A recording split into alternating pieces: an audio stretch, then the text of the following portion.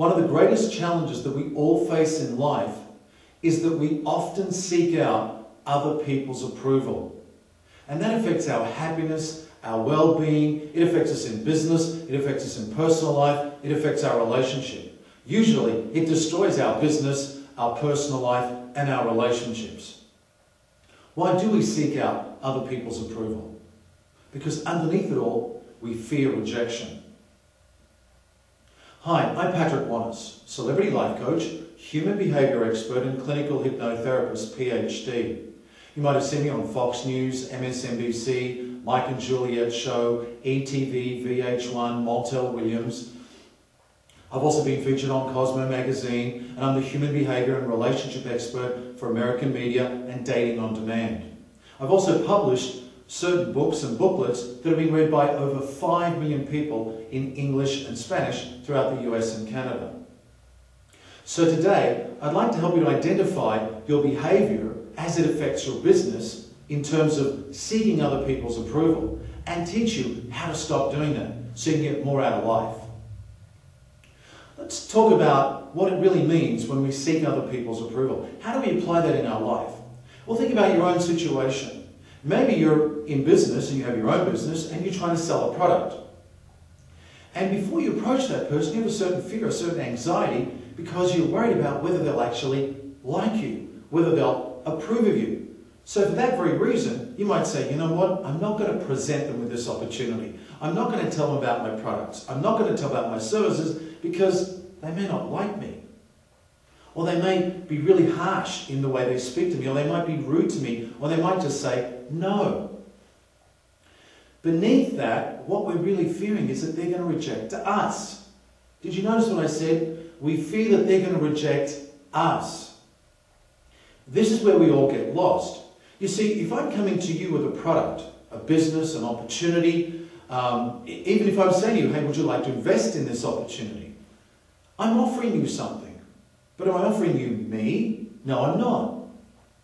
And this is a mistake that most of my clients make. In fact, I've obviously clients that are famous, some that are rich, some that are high profile, but other clients just like you and I, every day, who are faced with this challenge. How do I separate me from the product? Of course, step one, you must believe in the product before you present it to anyone. But you've got to understand that when you are presenting anything to someone else, you're not presenting you. You must be obviously presentable before you present that product. But when someone is making a judgment, that means they're going to make a conclusion. Do I want this product or not? They're not saying yes or no to you. Now, some people will encourage you to say, look, use the guilt trip. Get them to buy into something because they're your friend, or they're your family, or they owe you something. That'll work sometimes on a small scale, but it doesn't work on a grand scale. What it also means is that sometimes you don't feel comfortable about yourself. So what I teach you is to, again, distinguish between what is the product and what is you. So if I approach you and say, you know what, I've got this great opportunity for you, I've got this great investment, I've got this great product, or I have something that's going to change your life. I'm going to be focused on that product. And if you happen to say no, I'm not going to react or respond in an emotional way because I understand you're not rejecting me, you're rejecting the product.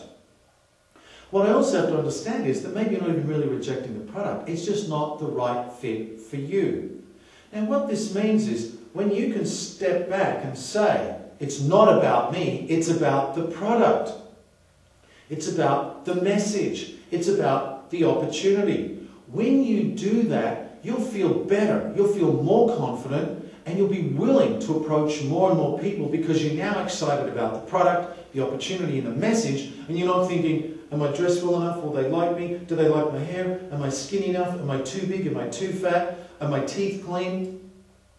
Yes, you have to make sure you're presentable. Yes, you have to make sure your teeth are clean. But it's not about you. It's about the product. It's about the message. Now, when you approach it with that mindset, with that perspective, you're no longer setting out to seek the other person's approval. That leads me to the next point. When you're not seeking the other person's approval, you're going to be authentic, you're going to be real, and you're going to listen to the other person.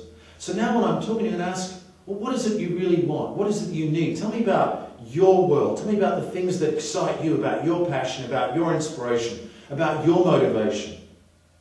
When I can establish those parameters, then I know how to offer you this product, this opportunity, or this service. And then, not only will I adjust my approach with you, but I won't take it personally. And if you say, look, Patrick, this just isn't right for me, then I'll say, thank you, I appreciate your time, I appreciate your openness and your honesty. And therefore, what I've done is I've kept the door open because I don't feel bad about myself.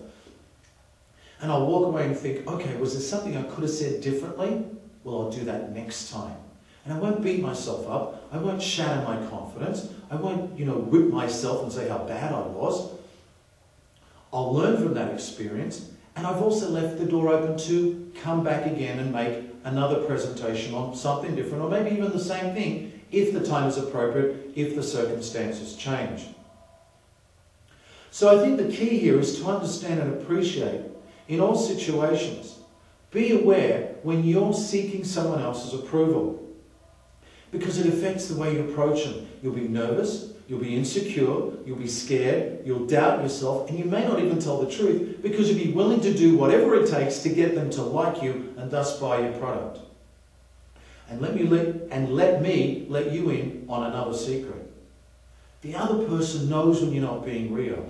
They know when you're not being authentic. They know when you're just trying to do something to get their approval, to get them to like you, or to just get them to buy your product. The problem with that approach is it makes me, the buyer, feel uncomfortable. And it makes me look at you like you're desperate. But when you focus on the product, the opportunity, and the message, and you don't care about my approval, and you only care about helping me to get where I need to be, then I'm more open, I'm more warm, and I'm willing to listen to you and to actually connect with you. Again, in closing, understand that even if someone says no, even if someone doesn't like the way you're dressed, they're not rejecting you. It's about them. See how I said if you listen to the other person, their desires, their motivations, their inspiration, their goals, their dreams, that's them. And maybe you don't fit into that picture, and that's okay. As long as you don't walk away thinking, there's something wrong with me, I'm not good enough. And if you make a mistake, the idea is to learn from mistakes. You see, we spend most of our life looking back on the past and beating ourselves up for the little mistakes we made, or even the big mistakes we made. Yet what we need to learn is the past is over, it's done with, it's finished, it's not happening anymore. What can we learn from the past that will help us today and help us tomorrow? So again, be aware in every situation. How are you approaching this person? Are you setting out to seek someone's approval? Are you just trying to get them to like you? Or are you sincerely, authentically excited about what you have to offer? And think about for a moment, in closing, the people that you look up to. Think about the people that are your idols or your heroes, or the people that you aspire to be like. Because I can almost guarantee that those people are the people that really don't care about other people's opinions. And that's why we like them. When someone respectfully doesn't care about other people's opinions and doesn't set out to seek their approval, guess what? We see them as strong, we see them as secure, we see them as grounded, we see them as confident, and we want to get close to them because we feel their power. So from Patrick Wanis, I remind you again, focus on the message. Stop seeking other people's approval and don't make it about you, because really, it's never about you.